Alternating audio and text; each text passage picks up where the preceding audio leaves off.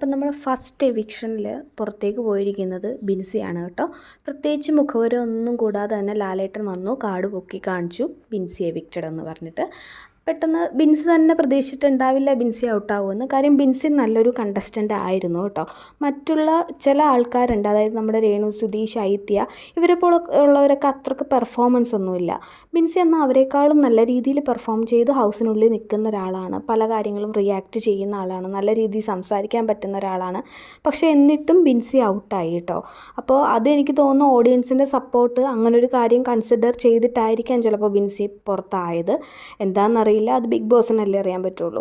Okay, അപ്പോൾ ബിൻസി പോയപ്പോൾ ഇപ്പോൾ ഫസ്റ്റ് റൗണ്ട് ആയതുകൊണ്ട് തന്നെ അധികം ഒരു ഫ്രണ്ട്ഷിപ്പ് അങ്ങനത്തെ ഒരു സംഭവം അതിനകത്ത് അവർ എല്ലാവരുമായിട്ട് ഉണ്ടായതും വരില്ല.